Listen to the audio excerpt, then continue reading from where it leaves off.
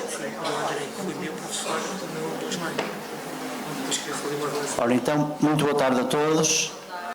Sejam bem-vindos a mais um Ribatalk, desta vez com o professor Jorge Brás, selecionador nacional de futsal, a quem começo por agradecer a presença, que muito nos honra, e agradecer também as conquistas para Portugal. É de facto uma honra tê-lo aqui. 2 campeonatos da Europa, 1 campeonato do mundo, 4 vezes eleito melhor selecionador do mundo. Teremos muito a aprender hoje. Portanto, matemática é importante, português também, mas isto também é escola e, portanto, de certeza que vamos sair todos mais ricos. Uma boa sessão.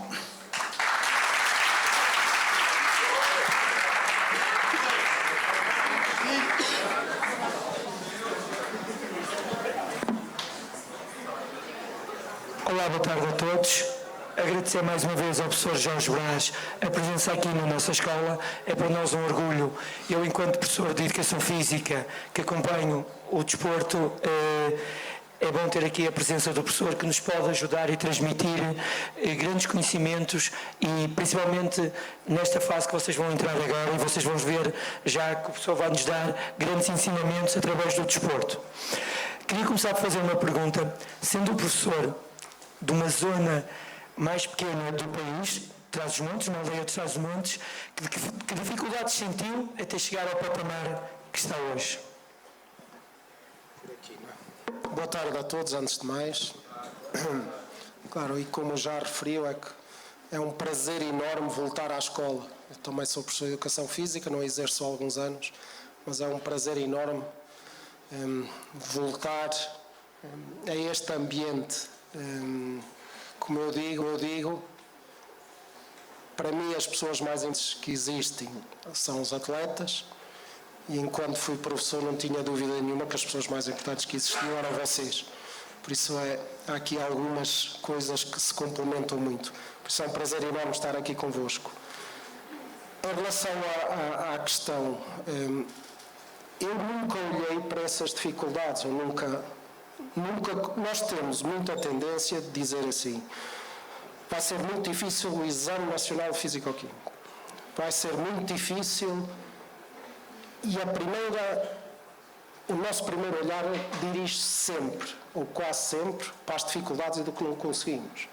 Não é? Isso até faz parte do ser humano. Eu nunca olhei muito para isso. Eu nunca senti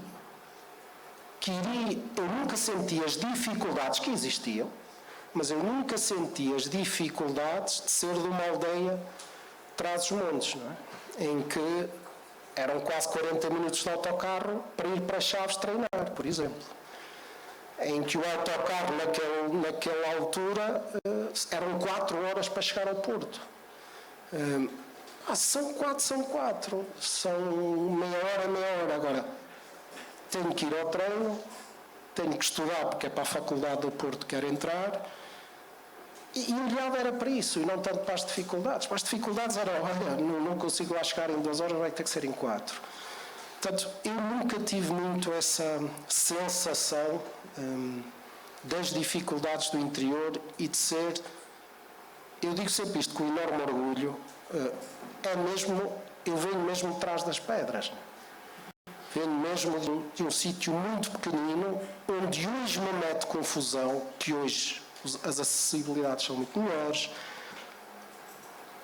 o acesso à informação é super facilitado, acho que até é facilitado demais, por isso é que eles depois não sabem o que têm que escolher. Mete muita confusão. Hoje, quando regresso à aldeia e converso com alguns dos miúdos, e o primeiro olhar é para isso, a interioridade, a dificuldade. A interioridade muitas vezes somos nós que a fazemos. Existem dificuldades? Existem. Muitas. É assustador o que se passa no interior, não é? A minha aldeia neste momento tem um menino. Quando eu estudei na escola primária eram 4 turmas. Uma de primeiro ano, segundo ano, terceiro ano e quarto ano. Portanto, eu nunca olhei para isso como algo difícil ou limitativo do que eu pretendia. Nunca. Deixe-me só perguntar outra questão no seguimento do que falou. acha que o desporto, ou através do desporto, podemos tirar ensinamentos para as dificuldades que vamos encontrando ao longo da vida? Eu acho que sim. Acho que é uma boa escola também. Também concorda desta opinião? Total. O desporto ensina-nos algo muito, muito fácil. Ou treinas ou não consegues. Ponto. Ou estudas ou não tens boas notas. Ponto. Qual é o patamar e o objetivo que cada um de nós tem? Agora, o desporto ensina-nos isso. E ensina-nos outro aspecto também muito importante, que é o que eu digo, quase uma pergunta para eles todos. Qual é que é o meu dia, qual é que é o próximo dia mais importante para mim? O próximo dia mais importante vai ser o próximo treino. Não é o campeonato do mundo e da Europa, já lá vão. Isso já passou tudo. Queremos novamente, qual é o dia mais importante? É o dia do próximo treino. O desporto dá-nos sempre essa oportunidade. Eu não concordo nada com o comboio só passa uma vez, não. O Alfa tem não sei quantos horários, Porto-Lisboa, portanto, ele não passa só uma vez. Podemos demorar mais tempo, ter mais dificuldades, mas acabamos por chegar lá, não é? Ou ter essa oportunidade. O desporto é muito claro. Falta isto para chegares a este patamar. Se treinas, chegas lá. Portanto, que objetivos definimos e como é que nos dedicamos a eles. E algo que me tem deixado muito, muito, muito satisfeito nestas últimas épocas desportivas, dizia ali no auditório ao lado, aqueles atletas estudam sempre para ter 20. Não há hipótese. É este o objetivo que querem. É só ir ao europeu, qualificamos e depois logo se vê o melhor que conseguirmos. Ok, então estuda só para 15 ou 16 que isso vai chegar. O objetivo é ser campeão da Europa. Meu amigo, tens que estudar todos os dias para ter 20. Porque senão não chegas lá. Portanto, o desporto, acho que é muito claro. Não é? Os génios, e toda a gente acha que este é gênio, aquele é gênio. Só para, se calhar de uma forma muito prática. Nós chegámos a ter um ano o melhor jogador do mundo de futebol, de futsal e de futebol de praia. Se todos vissem como estes três, que supostamente foram melhores do mundo, se toda a gente visse como eles se dedicam ao treino diariamente, percebiam que aquilo não nasceu com eles. Há lá talento, há lá...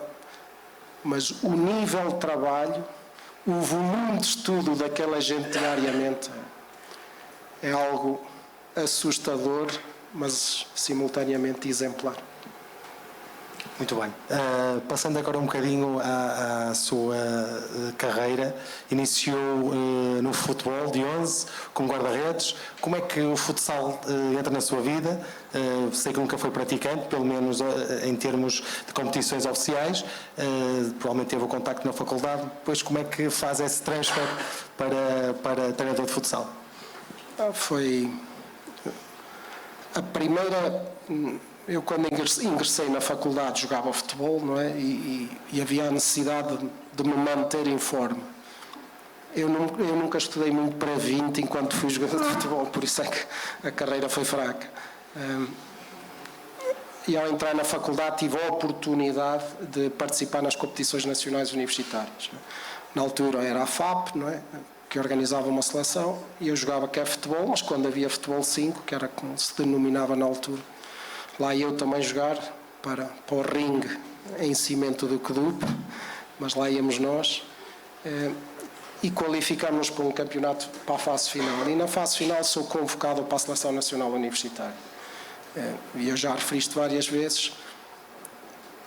Esse contacto mais a sério, porque na altura era o antigo selecionador nacional, era o Orlando Duarte, esse contacto com o Orlando, como o Mister, eu a estudar desporto, querer perceber as coisas já, na faculdade depois também temos um bocadinho a mania que sabemos, mas ter essa experiência prática e ter vivido 2 mundiais universitários como jogador, ficou a paixão, digamos, e a vontade do futsal. e depois com o treino e ser treinador muito pela influência da liderança que o Orlando representava nessa altura. Esteve para fazer parte da equipa sénior do Distrito de Chaves, correto? Pronto. Numa entrevista que eu li sua, abdicou de ser profissional de futebol para abraçar a faculdade. O porquê esta escolha? Eu ainda hoje digo que foi... Todos eles terão agora decisões difíceis, mas têm de decidir. Eu ainda hoje digo que foi talvez o momento da decisão mais difícil, não é? Um miúdo de 18 anos, com a oportunidade de continuar a ser profissional de futebol, financeiramente muito atrativo, mas com a faculdade, portanto eu já estava no primeiro ano de faculdade, tive a sorte de ter um treinador fantástico que me permitiu, no meu ano de caloiro, assistir às aulas. Fiz as cadeiras todas mesmo assim, com algumas viagens de louco entre Chaves e Porto, mas vinha às aulas. E depois veio a oportunidade de me manter no plantel o ano seguinte, mas Brazos acaba esta flexibilidade, não é? Portanto, é para estar aqui como tinha que ser. Chaves estava na primeira divisão. E foi dos momentos difíceis em que abanei um bocadinho. Não é? E agora, mantenho-me aqui, tenho aqui uma oportunidade. Na altura, de forma muito racional, disse não. Vou jogar para a segunda ou terceira divisão, para a zona do Porto, mas não vou interromper o curso neste momento. E segui a universidade. Curioso ou não, foi a universidade depois que me entusiasmou para o futsal, como disse anteriormente. Portanto, decisões nós tomamos em determinada altura. Nessa altura foi muito difícil decidir, mas decidi pela faculdade. Em relação a agora que chegou ao topo do mundo no que diz respeito ao futsal, 2 campeonatos da Europa, um Mundial, 4 vezes considerado o melhor treinador do mundo, selecionador neste caso, qual é o estímulo, o que é que ainda o motiva para continuar a trabalhar como selecionador? Sabemos que tem uma carreira já há muitos anos ligada à seleção, em termos de clubes, creio que teve ainda algumas experiências, mas não tão relevantes como esta que tem na seleção. O que é que ainda o motiva? Sei que gosta muito do treino, sei que acompanha os escalões de formação todos, tem sempre o cuidado de também fazer, quer acompanhar o masculino e o feminino, as meninas, conforme diz. O que é que mantém esse bichinho ainda? Eu tive o meu capitão a seguir ao europeu, que nós estávamos ali nas entrevistas, nos flash, e eu não resisti a dizer, vá, tem lá calma, porque olha, para o ano já vem mais não sei o quê. Ele chamou-me louco, não é?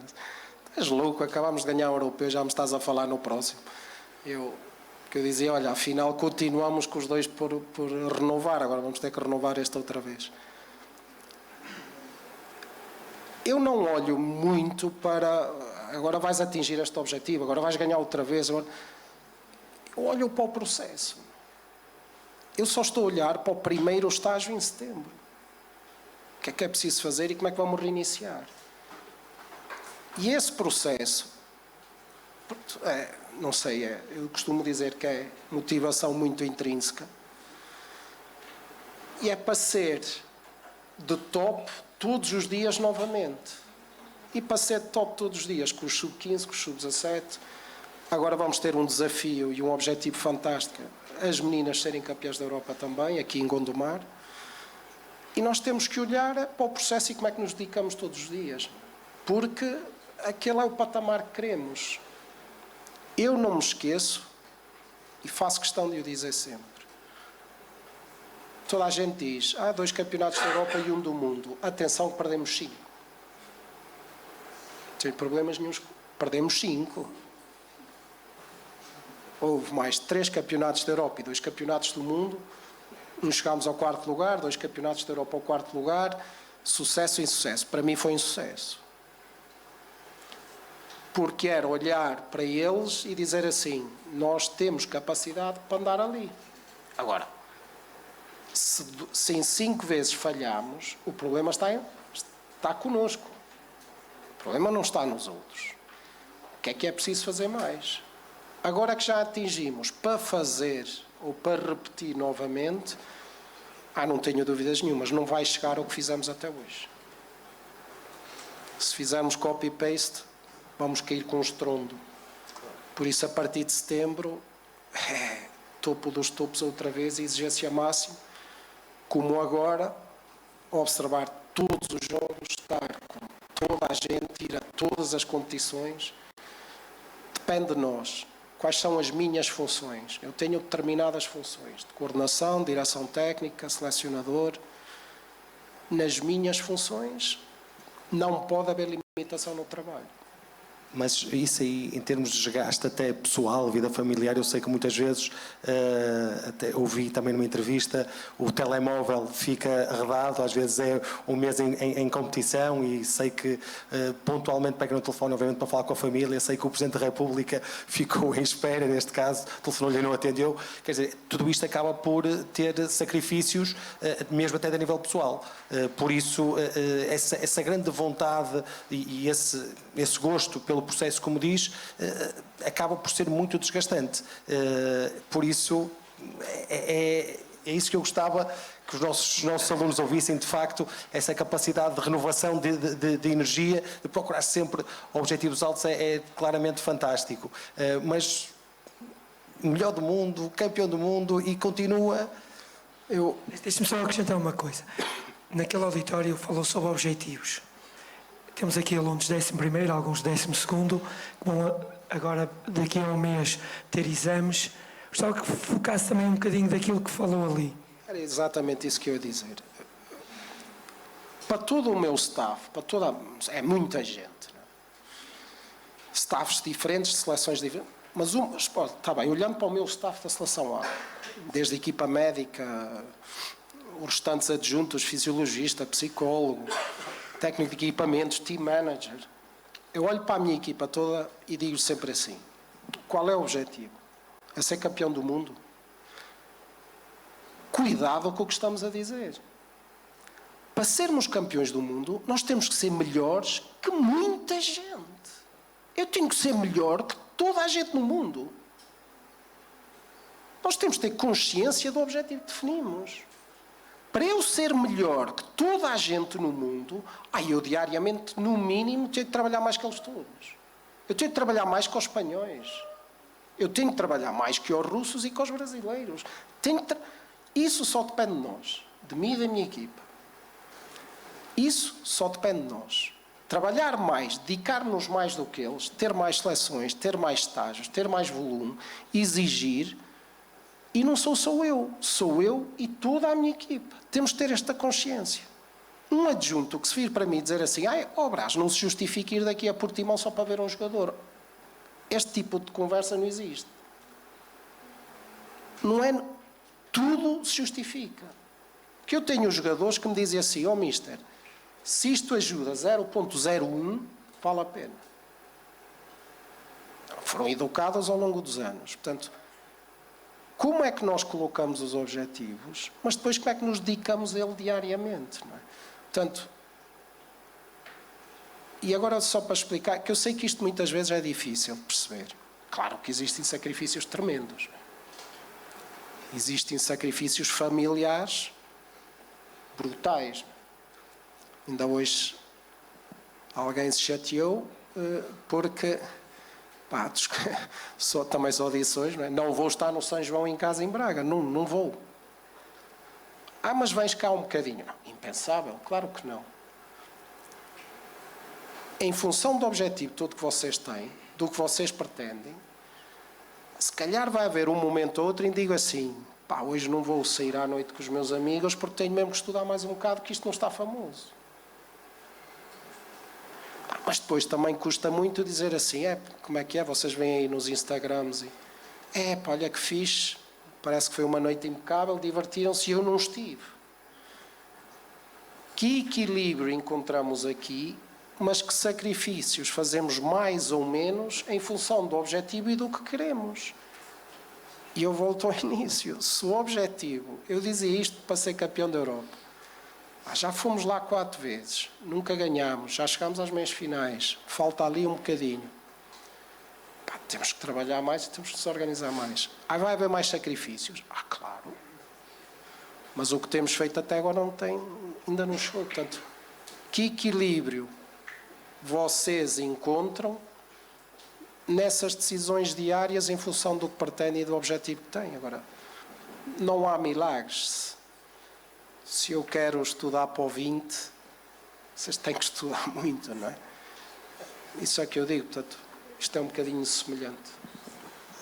Não sei se aí no público, os nossos alunos, alguém tem alguma pergunta a fazer? Alguém quer fazer perguntas? Por já não? Está todo envergonhado? Não?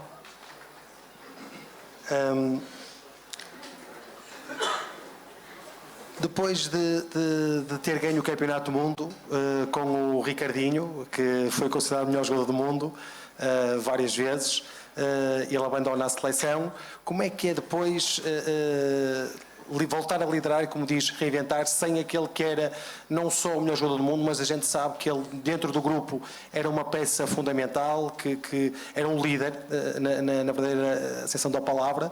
Como é que foi organizar ou reorganizar a equipa sem aquele que era reconhecidamente o líder deles?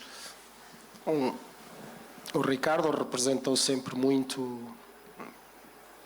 Eu dizia sempre que o Ricardo representava a ambição que nós podíamos ter. Agora, o Ricardo percebeu, a partir de determinada altura, até pelo que foi ganhando, pelo que foi conquistando em todos os clubes por onde passou, todos os clubes onde o Ricardo chegou, marcou, influenciou e originou bastante que esses clubes fossem campeões. Todos. O Ricardo, a partir do momento que percebeu, e devido a essa maturidade, o Ricardo daria muito mais quando se liga com os colegas todos. É o que eu dizia, tu se estenderes os braços e os trouxeres para o pé de ti, isto ainda é muito melhor. Quando determinados princípios e valores foram compreendidos, passámos a funcionar dessa forma. Foi muito giro quando se retira o Ricardo, vontade dele, tudo isso se manteve, não é? E todos percebemos que quando nos ligamos muito, as coisas podem acontecer, não é? Eu estive outro dia com um capitão de equipa, de uma equipa de hóquei em patins, e ele utilizou uma expressão fantástica, que eu hoje também acho muito difícil, às vezes, nos mais jovens. Ele dizia assim: se não aplaudes o colega que está ao lado, não mereces ser aplaudido. Porque ele tem muita experiência e percebe o que é funcionar em equipa. O Ricardo funcionou em equipa como ninguém. Quando dizem que é injusto ele ter sido o melhor jogador do Mundial, é quem não vê as coisas por dentro. Porque não foi nada injusto. Ele foi o melhor jogador do Mundial, ponto. O Pani também foi. Eu disse: olha, sois os dois. Mas também foi o Matos, também foi o Érico, também foi o Bebé na baliza. Mas o Ricardo, as coisas simples, o que é que todos os dias foi exigido, neste jogo ou naquele, sacrificou-se sempre para atingir esse objetivo.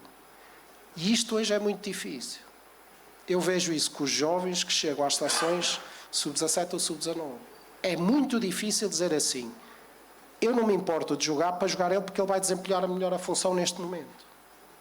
Isto é que é aplaudir o colega que está ao lado.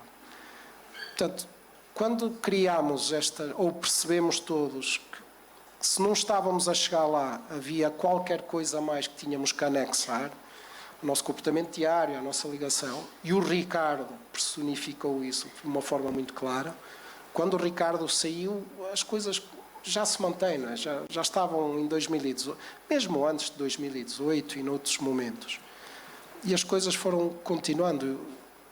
E funcionar com estes princípios, como eu estou sempre a referir, é fundamental Nós hoje temos muita dificuldade em perceber, eu com o meu colega do lado funciono melhor do que eu sozinho.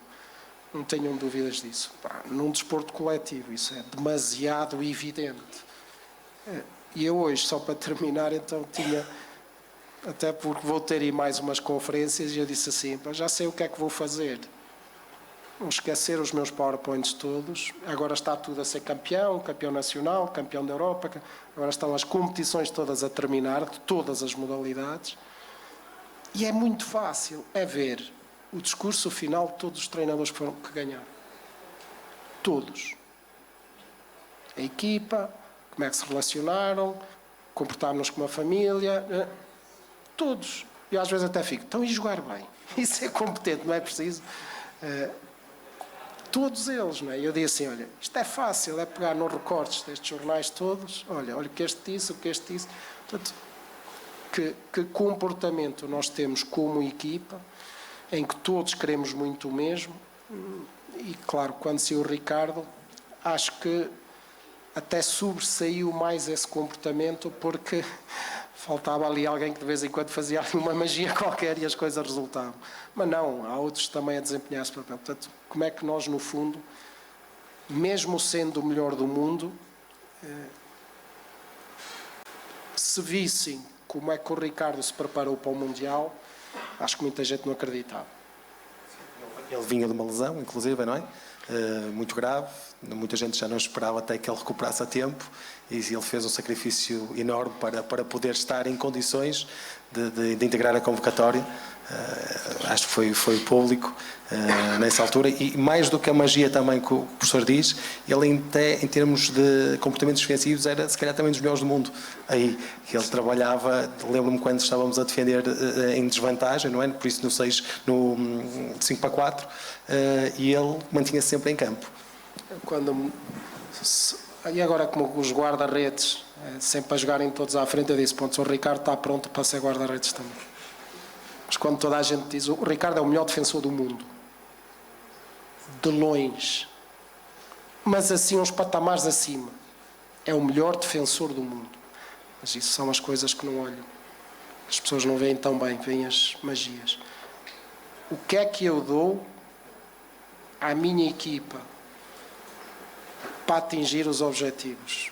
Isso é muito importante. E eu às vezes, para dar, tenho que ceder e tolerar comportamentos de quem está ao meu lado, que até posso nem gostar muito, mas é para bem da equipe. Isso é muito importante. E o professor, como é que se preparou para não ter o Ricardinho na seleção? Enquanto treinador, ter o melhor do mundo e saber que, de antemão, se calhar primeiro que quase toda a gente, saber eu vou perder o melhor do mundo e vou ter que trabalhar, se calhar, a minha equipa e sendo mais equipa. Não, foi continuar o mesmo processo, no fundo, sem ter... Claro que o Ricardo já tínhamos combinado, não é? Ele estava muito convicto que após o Mundial iria terminar e depois de vencer ainda mais. E é continuar o processo. Há muitos jovens com muito valor. Como é que nós, no fundo... Foi muito óbvio o reforçar ainda mais essa identidade coletiva, não é? O perceber que isso foi muito óbvio. Mas não foi nada de especial. Estas coisas constroem-se com muito tempo, não é? Foi dar continuidade ao processo mesmo perdendo o Ricardo. E como é que sentiu da parte das seleções adversárias não tendo o Ricardinho? O Ricardinho faz magia. Não é? E assim, eu sou treinador e sabendo que não joga o Ricardinho, eu se calhar vou-me sentir mais confiante, apesar de saber que daquele lado vai ter outros jogadores com muita qualidade. Essa é uma excelente questão. Nós tivemos muitos momentos em muitas competições que sai o quarteto do Ricardo, somos pressionados. Entra o Ricardo, ninguém o pressiona. E eu então dizia para os meus adjuntos todos, nós neste europeu vamos ser pressionados aos 40 minutos, que já não está cá o Ricardo. Claro que houve algum, no bom sentido, houve alguma ousadia de muitas seleções de achar que agora seria assim, mas não, é preparar-nos melhor ou perceber que vai haver um atrevimento do lado de lá, pá, e esse atrevimento, como tudo, é o que eu digo. Quando deixamos de ser humildes e respeitar o adversário, perdemos-nos um bocadinho, perdemos-nos no objetivo, no que estamos ali a fazer. Algumas seleções, se calhar no europeu, agora não tem o Ricardo, agora nós não tínhamos o Ricardo, a Espanha já tinha os jogadores que não jogaram no Mundial lesionados, isto agora já vai desequilibrar para o outro lado. No fim, o que conta é como se comportam os 14, isso é que faz. Claro, concordo plenamente. Professor, eu vejo o jogo da seleção e vejo o selecionador, e desculpe uma expressão, um cubo de gelo. Como é que gera essas emoções? Acha que é confiança no trabalho desenvolvido, confiança nos atletas, confiança em si mesmo? É que parece que nada passa por si. Está ali, ok, tudo bem, dá as instruções e eu não consigo. E estou no banco e aquilo ferve. E a pessoa está lá como se nada fosse a transmitir e aquilo funciona lindamente. Os vossos comportamentos, a todos os níveis, vão ter o maior impacto ou o menor em função do impacto emocional que tiveram, mas acima de tudo dos erros que cometeram. Eu cometi alguns. E temos que perceber que um momento de competição é, no fundo, onde tentamos concluir todo o trabalho que fazemos. Mas durante aqueles 40 minutos é preciso continuar a trabalhar. E neste patamar, ou neste tipo de competições, claro que as emoções estão todas lá. Não? O problema é quando não controlamos isso. O problema é quando não percebemos que temos que ser extremamente competentes, que temos que ter a nossa identidade. Isso é muito importante. Sou eu, como eu digo, o único que está de pé. Sou o que dou mais nas vistas. Eu tenho que ser o primeiro a controlar-me. Mas como é que eu consigo? Eu quero fazer aqui uma passagem, porque eles vão entrar nessa fase dos exames, como é que eles também podem controlar essas emoções? Porque é uma zona de pressão. Um jogo é uma pressão constante. Os exames, para muitos deles, também é uma pressão, porque o futuro deles também depende disso. Como é que se controla essas emoções? E a pessoa parece estar ali, impávido e sereno. Sabe Deus como é que está por dentro? Não, eu digo sempre, especialmente nesta última competição, diverti-me imenso. É que me diverti e estive sempre a perder. Mas diverti-me imenso. Como é que se preparam para isso? Como é que eu me preparo para um jogo? Eu lembro-me que no meu primeiro europeu, como selecionador, alguma inexperiência, eu lembro-me de chegar ao autocarro e a nossa TLO estava, coitada, a miúda parecia que ia ter um ataque cardíaco, porque íamos para o primeiro jogo. E eu, mas então porquê é que estás assim? E os nossos diretores, calma, pois, mas isto é o jogo. Disse, olha, ela até como ia para o jogo estava muito bem vestida, não é? E eu dizia, olha, já te maquilhaste, já te vestiste bem, já te preparaste para o jogo. Isto agora vamos para a festa. E na festa ou nos divertimos ou aquilo não vai valer nada. Portanto, já fizeste tudo o que tinhas a fazer para ir para o jogo, não já? Então, agora tranquila. O que é muito óbvio para mim é chegar na noite anterior e dizer assim, mais não podia fazer. Preparar-me mais do que o que me preparei é impossível. Isso é que eu não deixo escorregar, ou tento não deixar escorregar nada. Com este volume de trabalho, não me preparei para os jogos com a Bélgica aqui em Gondomar como me prepararia para um jogo no europeu. Não preparei. E as pessoas agora, quem não está por dentro, foi azar e foi a festa do Ricardo. Não foi azar, eu não me preparei também. Teve um contexto diferente do jogo, não se observou os jogos que tinha que se ter observado da Bélgica, não se preparou porque não houve tempo, porque isto tem sido só festa e confetes. Eu não me preparei. O resultado foi uma derrota no primeiro jogo. E agora é muito fácil dizer que foi a festa e que não estavam concentrados. Não. Eu tenho que fazer tudo que está ao meu alcance. A partir do momento que me preparei com tudo, eu sinto-me sempre mais confiante. Eu sinto-me muito confiante quando diz assim, era impossível ver mais jogos, é impossível fazer mais scouting. Coitados da minha equipa técnica que os obrigo a analisar 15 e 20 jogos só para jogar um. Mas tem que ser para aquele patamar. Portanto, eu sinto-me sempre muito mais confiante quando sei que não facilitei nada para me preparar para o europeu, para me preparar para o mundial, para me preparar para cada jogo. E para mim é muito óbvio, para me preparar para cada treino. Cada vez que há treino, nós temos que nos preparar. Eu digo sempre, eu preparo-me para um treino como me preparo para ir para um jogo. Porque aquele treino é onde vamos esticar a corda para depois, quando lá chegarmos, as coisas serem mais fáceis.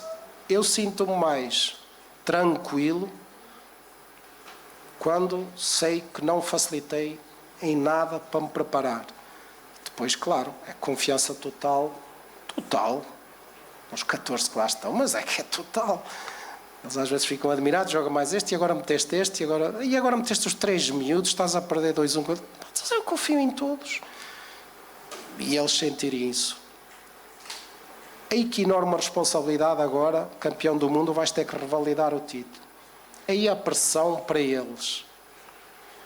E eu dizia assim, para vocês, a responsabilidade é minha. Vossa não é nenhuma. Vocês é ir outra vez para o europeu, façam o melhor. Vocês não têm responsabilidade nenhuma. Responsabilidade só tenho eu. Vocês têm a responsabilidade todos os dias, em todos os treinos, é para o 20, gente. Senão, escolho outro. Isso tem que ser. E acho que eles próprios depois também chegam lá a sentir-se mais confiantes, mais tranquilos. A única estratégia, o único conselho, e se tem algum sentido ou não, eu sinto-me sempre mais confiante assim. Há um jogador que diz, não deixar nada por fazer. Quando eu não deixo nada por fazer, os outros foram melhores, ganharam. Há que respeitar e perceber que de vez em quando os outros também podem ser melhores. Ultimamente não tem sido, mas quando nos preparamos da forma mais adequada possível, só temos que nos sentir confiantes e tranquilos. Professor, tal como falou, os escalões de formação, a Federação tem apostado também nos mais jovens.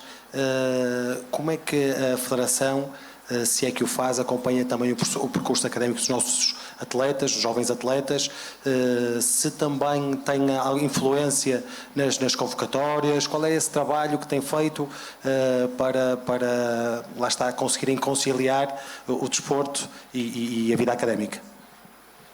Tenho que ter cuidado, não é que estou numa escola, não estou no trem.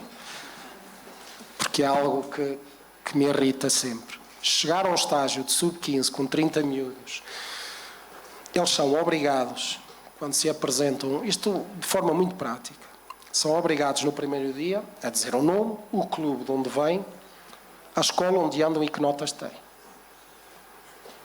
Primeiro dia, primeira reunião com os miúdos todos para nos conhecermos. Levanta-se, nome, clube, escola e notas. E quando que é normal, artista de 14 anos, se levanta e diz com total gargalhada que anda 2 anos abaixo dos outros colegas todos, e achamos isto, é muito fácil. Eu aí interrompo o treinador do sub-15. Se continuas assim, nunca mais cá vens. Fácil. Podes ter dificuldades e não conseguires ter notas. Achares isso uma piada, quando isto apertar no futuro para sermos campeões da Europa, eu contigo não conto. Eu contigo não vou contar. Portanto, como é que equilibram isto? Para nós é fundamental. De forma objetiva, o que é que a Federação faz? A Federação tem um acompanhante pedagógico, um professor que domina aí as plataformas de todos os anos de escolaridade e os conteúdos. Sempre que são estágios longos, ele faz parte da comitiva e acompanha. Portanto, temos horas nos programas diários para eles ou elas estudarem. Foi muito giro com as miúdas sub-19 que foram campeãs olímpicas. O estágio foi longo, Portanto, e o Luís, que era o professor Luís, fez parte da comitiva e ele dizia que era muito interessante, porque eram elas que lhe pediam, portanto, as horas que colocávamos no programa nem chegavam, elas ainda queriam mais, porque tinham também esses objetivos. E é muito interessante olhar hoje e praticamente todas elas que foram campeãs olímpicas estão todas na universidade. A seguir mais ou menos, umas o curso queriam, outras nem tanto. Portanto, isso para nós é fundamental. Ainda agora com estes sub-15, um miúdo, 2 anos atrás dos outros todos. Podes lá se riu, teve que levar na cabeça, mas depois a seguir foi tentar perceber porque é que isso acontece. Um miúdo, qual era o percurso dele, qual é o perfil dele, porque é que isso acontece, qual é a escola, onde vives, quais são as dificuldades que tens, perceber isso tudo. E se pudermos ter alguma influência nisso também, claro que temos. Alguns atletas, temos um miúdo que vai jogar agora o Europeu Sub-19, que a escola dele é uma sorte, é uma UAR, portanto ele está inserido no programa UAR e tem sempre esse acompanhamento durante os estágios, todos os estágios, portanto cada vez que ele falta, os professores da UAR lecionam os conteúdos das disciplinas em que ele está a faltar. Portanto, o desporto de alta competição, perfeitamente compatível com o percurso académico. Temos aqui alguns atletas. Temos ali um que é campeão nacional, naquela, e vai agora ao europeu, de uma modalidade que não o futsal. Queres falar um bocado, Azenha? E fazer alguma questão? O Miguel Azenha é nosso aluno do 12º ano. Vão agora ao Campeonato da Europa. Também é campeão nacional pelo Castelo da Maia. Sim, Miguel. Se fores fazer uma pergunta. Se quiseres falar também para os teus colegas, pela tua experiência pessoal de seres atleta de seleção, de seres campeão nacional, ires ao europeu, de uma modalidade que por acaso não é o futebol, mas é o voleibol, mas transmitires um bocadinho também as tuas vivências, que acho que é importante. É um bocado o que o seu treinador disse, um bocado tudo o sacrifício que é preciso fazer. Por exemplo, já não tenho férias de verão como vocês para aí há 3 anos, treino as férias de verão todas enquanto vocês estão na praia, é verdade. E pronto, é isso, é um sacrifício muito grande, mas que depois compensa e também vem um bocado da paixão que vocês têm por isso. E pronto, é isso.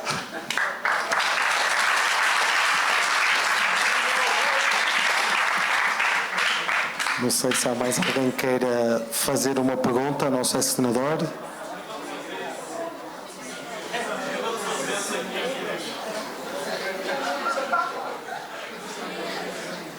Olá, não fiquem envergonhados. Cheios de vontade para fazer perguntas, ou nós estamos...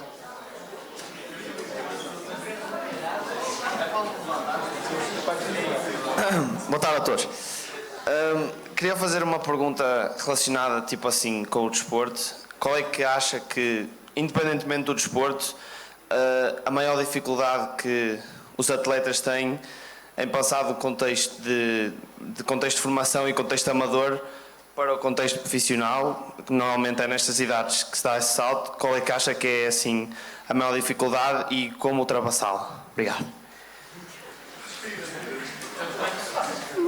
Não, essa é uma excelente questão. É um problema passar. Eu sei que agora o voleibol, não é? Foi campeão nacional, é Miguel, não é? De que escalão? Júnior. Qual é a tua equipa? Castelo da Maia, sim. Pois vocês foram campeões de júniores. Por exemplo, sei que agora tem as competições sub-21, não é? Pronto. Quem é que foi campeão nacional sub-21? Os Moris. Hoje estava a discutir com isso, que amanhã a ver se vou ver as seleções de voleibol. O impacto. Eu conheço melhor a realidade do futsal, conheço as modalidades de pavilhão, mais ou menos. Até pela relação que temos tido nestes últimos anos com todas as outras modalidades. O volume de treino que a maioria das vezes vocês têm até chegar a sub-19, sub-20, é muito menor depois para o impacto quando vão para uma equipa profissional. Para além do nível de jogo, a intensidade do jogo, o nível de jogo, é um upgrade grande. Como diz um dos meus adjuntos, ali o erro é mais caro. Nos séniores, na Liga Placar, o erro é mais caro. Eles cometem os mesmos erros no sub-19. Mas ali também comete, ok. Só que ali não vai dar grande azar. Que o nível de jogo é mais... No nível superior, esse erro é mais caro. E depois, geralmente, como os vão cometendo com alguma frequência, também é muito fácil pôr os miúdos de lado. O que é que nós tentamos muito? Dentro do possível. Proporcionar oportunidades em que vão sentindo isso. Por isso é que todas as seleções jovens têm que jogar com Espanha, com Rússia, com Ucrânia. Agora é um problema para o ano, Rússia e Ucrânia. Mas têm que jogar com estas seleções. E têm que sentir a diferença de nível, para ir minimizando isso. E quando chegam aos sub-21, como ainda há pouco tempo tivemos um jogo sub-21 Portugal-Espanha, e os nossos craques da Liga Placar, perdemos os 2 jogos. Que upgrade é que existe aí? Às vezes esse impacto e essa transição compete-nos a nós conseguir proporcionar oportunidades para que isso se minimize. E é muito fácil nas modalidades de pavilhão todas. Olha, no voleibol é muito óbvio. A quantidade de jogadores, ainda agora no sub-21 dos Moris, a quantidade deles que eram sub-19. Esses miúdos vão estar melhor preparados. Estão a competir num patamar acima, de acordo com as capacidades que eles têm. Agora, vocês gostam muito de ser craques no clube do bairro. Eu, nos sub-17, impecável, faço a diferença. Então não estás bem nos sub-17, tens que ir para os sub-19. Onde vais passar muitas dificuldades, mas onde te vais preparar melhor, para depois ver se esse impacto é menor. Como é que minimizamos isso? Pronto. Vamos tentando. As seleções nacionais, os contactos internacionais que vão tendo, o impacto é maior. Se vais vivendo, se o Zico e o Tomás Passou se habituaram desde os sub-17 a jogar contra a Espanha e a Rússia, sabem o que é que aconteceu? Chegar ao europeu a jogar contra a Espanha é a mesma coisa. Não é para os mais velhos que andaram 10 anos a perder. Eles ganharam tantas vezes nos sub-17 e nos sub-19. Já nem aos sub-21 foram, já foram para cima para os As. Como é que nós minimizamos? Agora, o impacto do ponto de vista do treino, da exigência, é muito fácil. Hoje em dia, um miúdo que revele, que tenha aquelas personalidades, que só quer treinar, trabalhar. Este vai lá chegar. Mas aquele é que é o craque. Mas não gosta de treinar. Nem gosta de trabalhar todos os dias. Se calhar não chega lá tão cedo. Vocês gostam. Eu digo sempre, o desporto traz-nos muitas... Tu, para seres bom, passas. O Miguel estava a dizer, os sacrifícios que passou. Deixe-me só interromper. É que o Miguel jogava na equipa sénior do Castelo da Meia. E se calhar deu-lhe uma experiência quando foi lá em baixo aos júniores e ajudou os colegas nesse sentido. Claro. Mas o Miguel passou nos séniores dificuldades ou facilidades? Deve ter passado enormes dificuldades.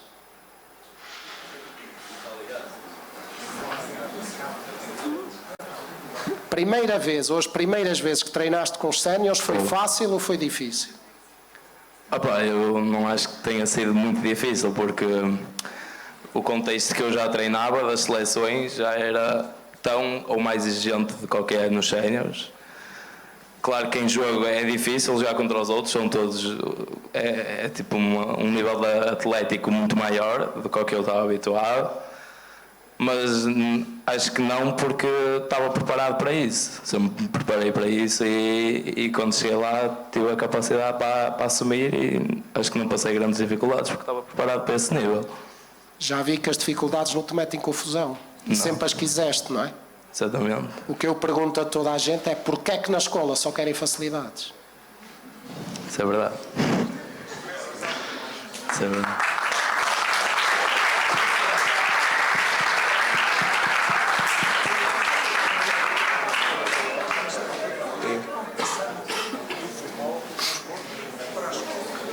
Futebol, não jogo futebol.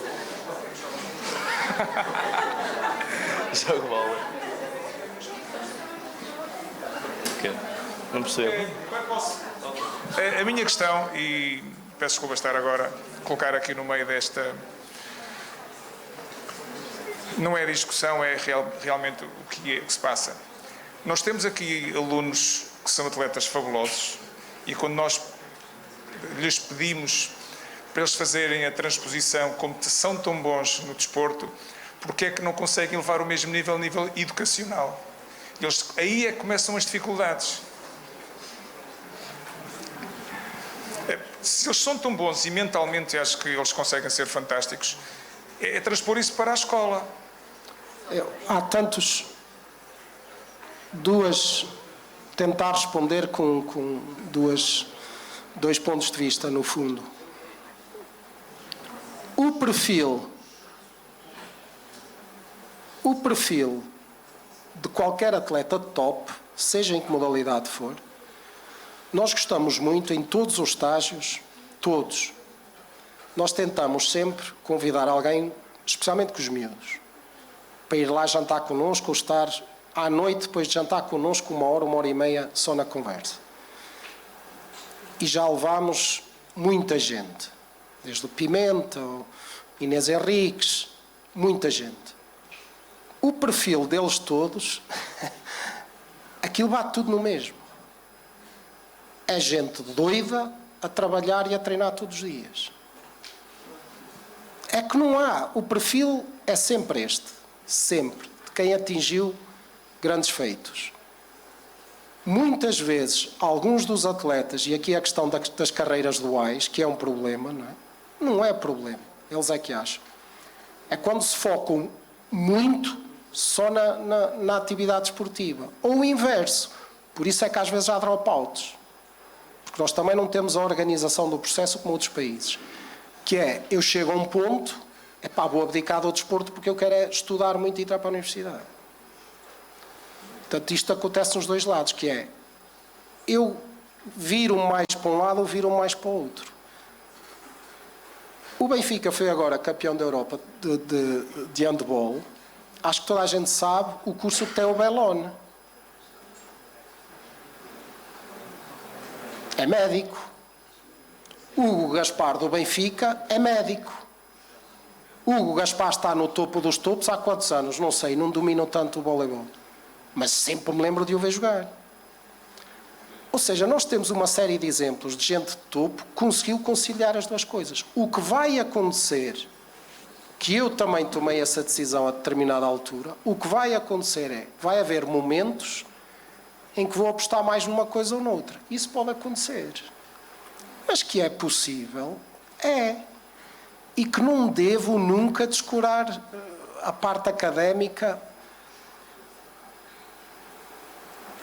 Acho que todos, eu não posso fazer publicidade, não é? Mas nós convidámos uma vez o Tarantini, se não conhecem o projeto dele, já foi 2 vezes também falar com as nossas seleções. Nem eu tinha noção daqueles números. Nós estamos a falar das maiores ligas desportivas do mundo. Do mundo. Passados 5 anos de deixarem de jogar, a percentagem de atletas que não têm, que caem mesmo mal, é assustador. Até que ponto é possível conciliar isto?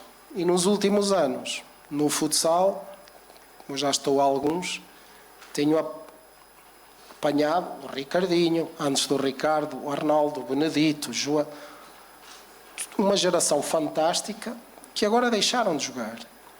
Só que só estão nem a meio da vida deles. Estão com 35, 36 anos. Estão a meio da vida deles. Temos que perceber este lado. Posso perceber que num determinado momento vou fazer mais esta aposta ou aquela. Nós temos uma preocupação muito grande com todos os miúdos, pelo menos perceberem e terem esta fotografia do que é o desporto. E atenção que o desporto profissional, que não é profissional, mas do que é o desporto e o que é que vai acontecer depois disso. Se eu não tiro o curso em 5 anos, porque até sou profissional de voleibol, 5 estrelas. Tiro em 6, 7, 8. Tenho ali uns anos, mas quando terminar, tenho alguma coisa para fazer. A seleção de 2018, metade da seleção eram jogadores já formados. Engenheiros, recursos humanos, professores de educação física, pai 4. Metade da seleção nacional foi campeã da Europa. E andam no topo. Portanto, que prioridades vocês estabelecem? Ora, nunca esqueçam uma coisa ou outra. Nunca. Como comparação, não gosto tanto de estudar como gosto de treinar. Deixa-me lá estudar um bocadinho. É como fazer as flexões de braços, que também não gosto no treino. Mas fazem-nas porque sabem que é importante. Não gosto tanto. Olha, deixa-me perceber isso. Quem anda na alta competição, quem anda no treino, no desporto, tem a obrigação de perceber pelo menos essa relação. Professor, e falou aí de gostar e não gostar. O professor não gosta muito das tecnologias nos estágios. Acha que é um fator de desconcentração dos atletas? Sei que tem aquelas horas, até como falou durante o jantar, onde privilegia a conversa, lá está o convívio entre eles, onde o telemóvel é proibido.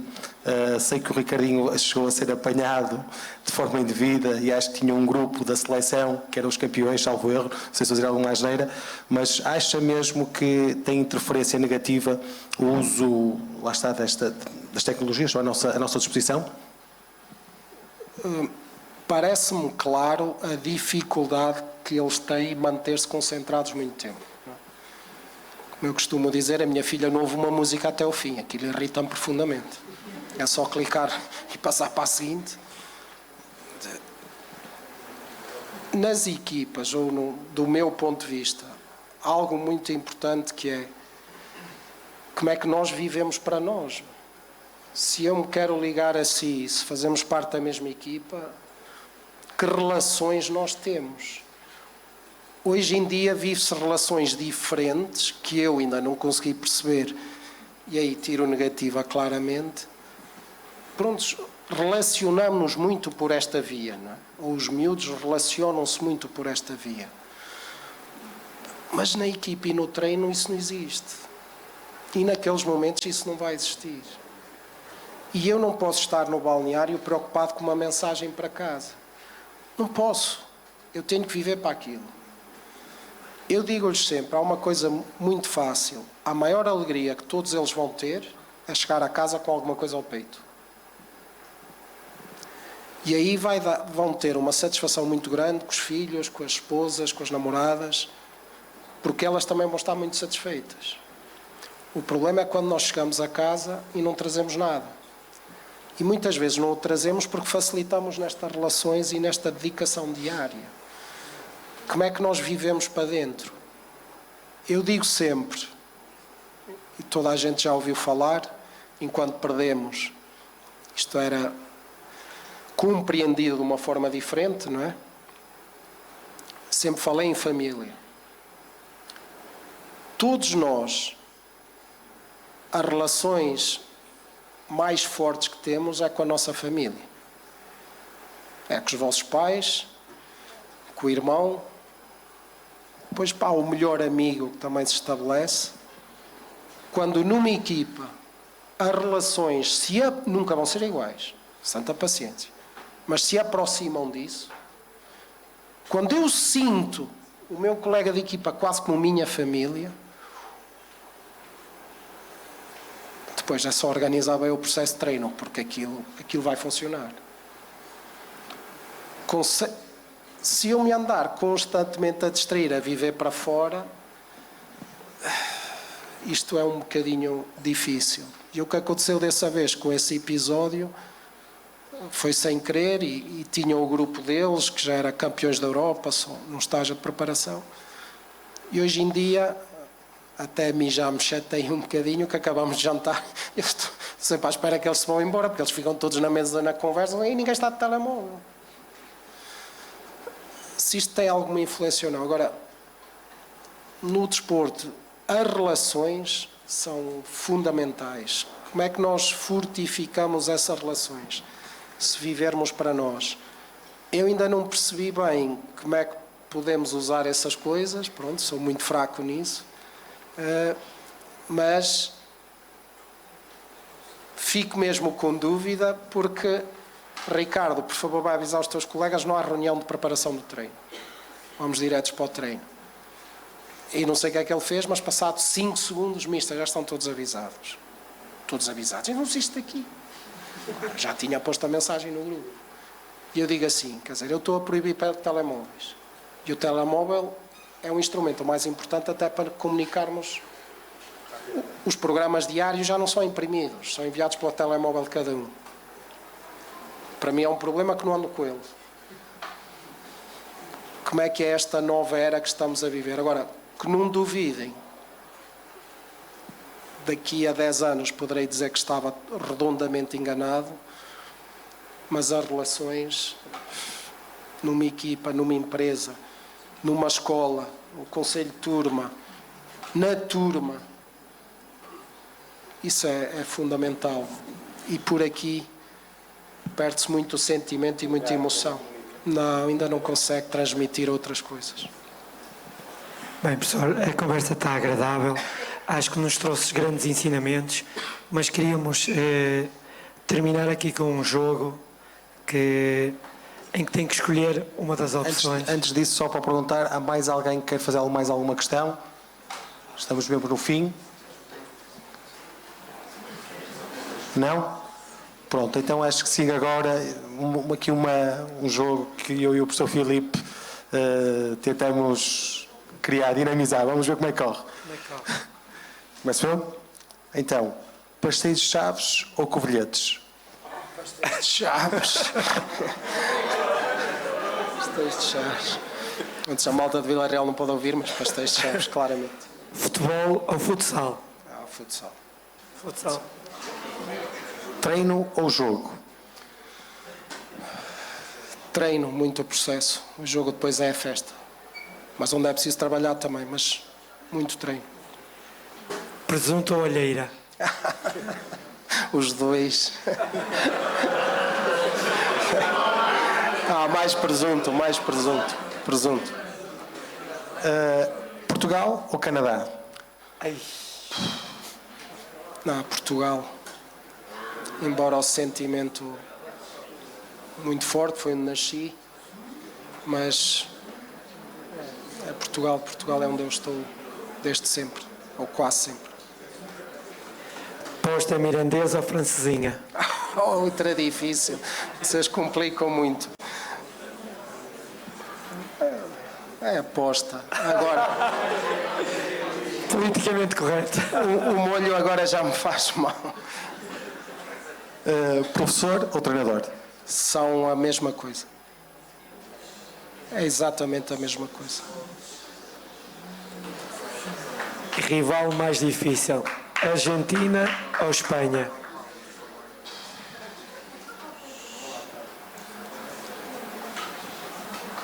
Eu vou ter que dizer Espanha porque, sem me querer alongar, a partir do momento, o mais difícil não puseram. A partir do momento que estávamos na final, fosse quem fosse. E ultrapassar a Espanha era vir para casa e ser insucesso, ou mantermos lá até o fim. Depois é que veio o mais difícil de todos, que era estarmos na final. Depois na final, a Argentina, muito difícil. Muito.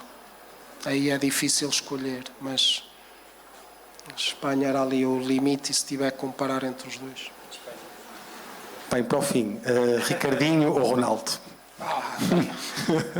Ricardinho, porque o Ronaldo a jogar 1 para 1 saía dos 40, não é? É muito pequenino, mas tinha curiosidade em vê-lo jogar um bocadinho. Mas Ricardo, claramente, os meus.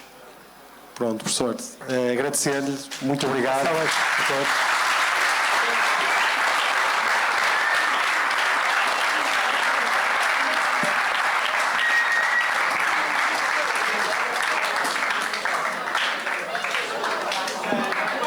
Espero que tenham gostado, nós gostamos muito. Obrigado.